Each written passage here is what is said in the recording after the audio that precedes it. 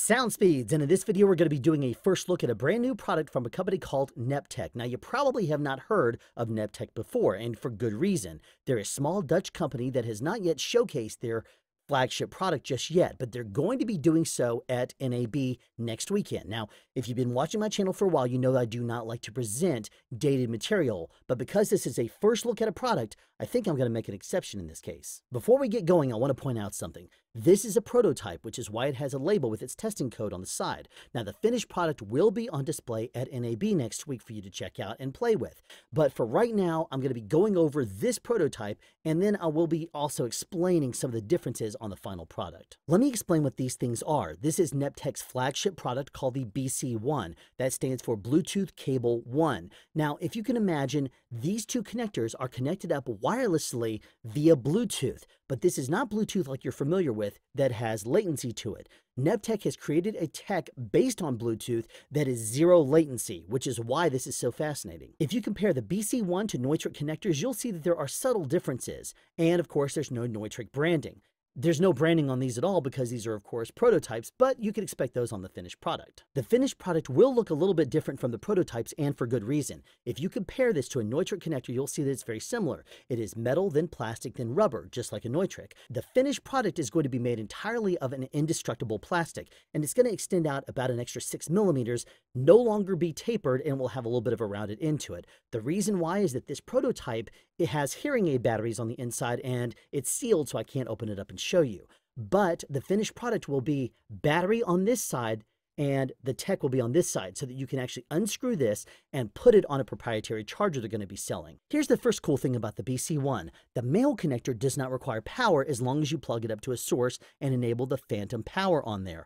That is enough to power the Bluetooth on this end. As for the female connector, each BC-1 that's sold is going to have 2 of these battery packs so that way you can use one and charge the other. If you're wondering why the male connector has a light on even though it's not connected up to phantom power, that's because, again, this is a prototype and the design has changed a little bit and the official release will not have a battery in there, but the prototype does. How about that battery life? Well, if you are not needing phantom power, it can last for about 16 to 18 hours. But if you do need phantom power, it can supply up to 12 milliamps of current for up to 12 hours. About the battery charging, at launch, Neptech is going to be offering 2 versions of their own proprietary battery charger, a 2 battery pack version and a 4 battery pack version. Each one of them is going to be able to independently charge up whichever batteries you have on there in up to 3 to 4 hours.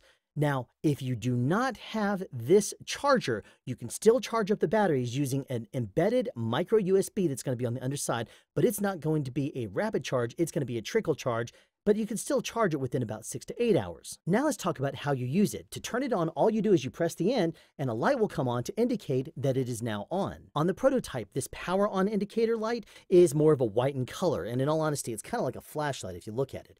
But on the finished product, it's going to be green, and it's going to be bright green at that if it is not paired with its mate. And if it is paired with its mate, then it will drop down to a dim green after about 15 seconds. As a matter of fact, they tell me that you have to kind of hold it up to your eye to even see the light indicator on it at all. Now, on that note, you'll probably want to store it like this so that way you don't mix match which one is which if you have multiple BC-1s especially, because they do not play with other. They are mated for life and they are not interchangeable. On this prototype, I only have about 3 hours of testing life because phantom power is turned on by default. But in order to toggle phantom power on the official release product, you will simply press and hold the power on button for about 2 seconds and it will toggle on and off with every single press. Okay, here goes nothing. We're going to plug up this end to the Mix Pre 6. There you go. And on this end, we're going to plug up to the Beta 58. Now let's see how this thing works in my hands. Do we see anything on the meters? I can't really tell, but I can definitely, I think I can hear it working. I am not 100% sure because I'm not connected up to it, but I think I can hear it working a little bit because I brought my level just a little bitty bit to here. So I'm touching the microphone so we can see if this is working right now. You can hear that I'm actually touching the microphone right there. It is right there. And I'm going to go quiet so you can hear the noise floor before I do anything else.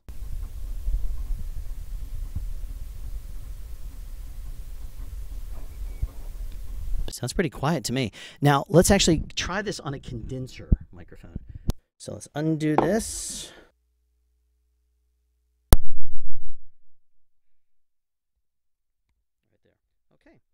let's see how this works now with a condenser. I am going to gently talk in this because I see my levels are a little on the hot side. So right here,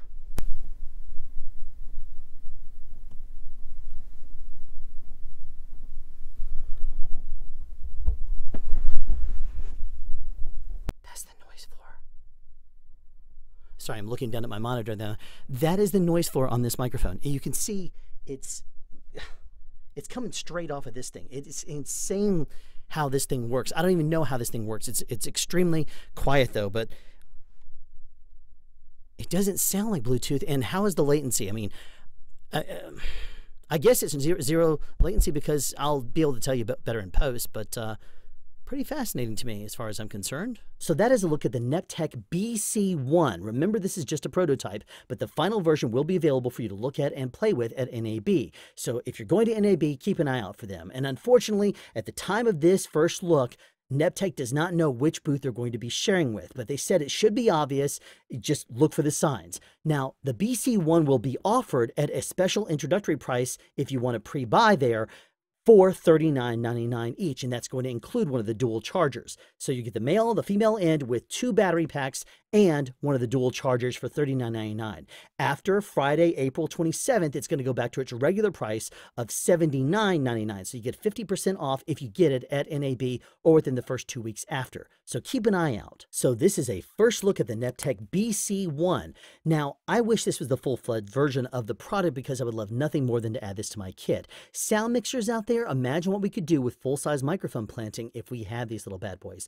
$80 and 0 latency. You tell me what's a better deal out there for the fidelity that you heard.